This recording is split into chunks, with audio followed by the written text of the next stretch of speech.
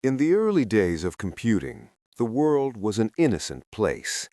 But in 1971, a ghost was born. On the glowing screens of the ARPANET, a simple, chilling message appeared. "I'm the Creeper. Catch me if you can." It wasn't designed to destroy, only to demonstrate that a program could move between machines. Its creator, Bob Thomas, had no idea he had just released the first digital parasite.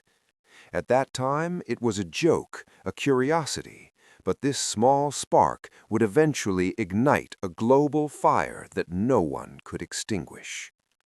50 years later, viruses have evolved from digital ghosts into weapons of mass destruction. They no longer play hide and seek.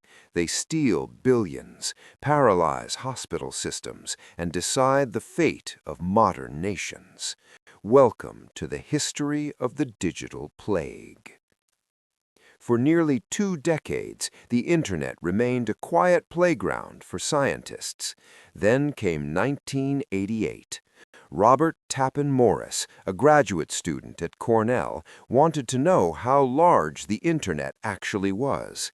He wrote a program designed to move silently across the network, counting every machine it touched. But Morris made a fatal error in his code. He programmed the worm to replicate even if a computer already had a copy. This mistake turned his curious explorer into a relentless killer. In just a few hours, 10% of the entire Internet, 6,000 systems at the time, simply ground to a halt. The Morris worm didn't just crash computers, it crashed the world's trust in a connected future. Morris became the first person ever convicted under the Computer Fraud and Abuse Act. The era of digital innocence was over. As we entered the new millennium, the world was obsessed with the Y2K bug, but the real threat was far more human. In May 2000, millions of people opened their email to find a message with a simple, irresistible subject line, "I love you." Inside was a small attachment titled "Love Letter for You." Who wouldn't want to open a confession of love? It was the ultimate triumph of social engineering. Once opened, the virus didn't just replicate, it systematically destroyed your digital life. It deleted photos, music, and documents, replacing them with copies of itself. In just 10 days, it infected 45 million computers. The total damage was estimated at a staggering $10 billion. This wasn't just a technical failure. It proved that humans are the most vulnerable link in the chain of security. We don't get hacked because our passwords are weak. We get hacked because we want to be loved. But how does the world fight an enemy that has no physical form? Enter the antivirus. Think of it not just as a shield, but as a digital detective.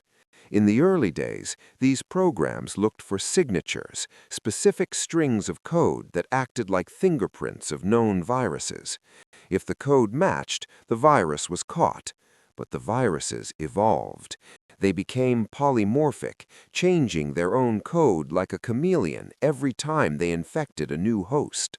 Today, the battle is fought with artificial intelligence. Your security software is now a predator, using behavioral analysis to hunt down suspicious movements before the virus even strikes. It is a never-ending arms race, silicon-based intelligence against self-learning malicious code. In this world, the question is never if you will be targeted. The question is, will your defense be faster than the infection? We have now entered the darkest chapter of this history, the era of the state-sponsored cyber war. Viruses are no longer just the work of teenagers in basements, they are strategic assets.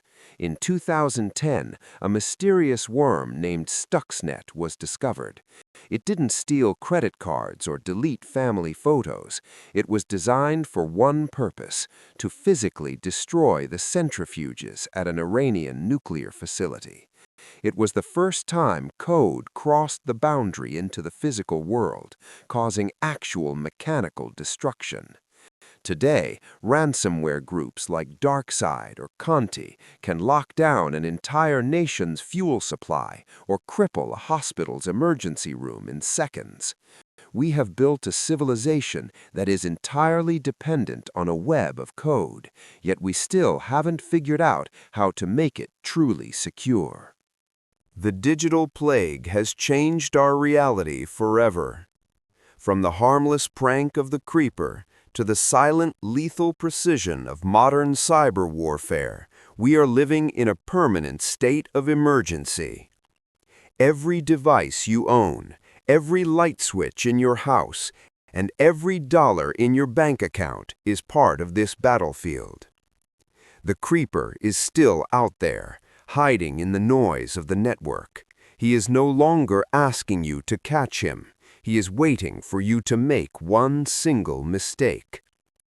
If you want to understand the invisible forces shaping our world, subscribe to The Tech Brief.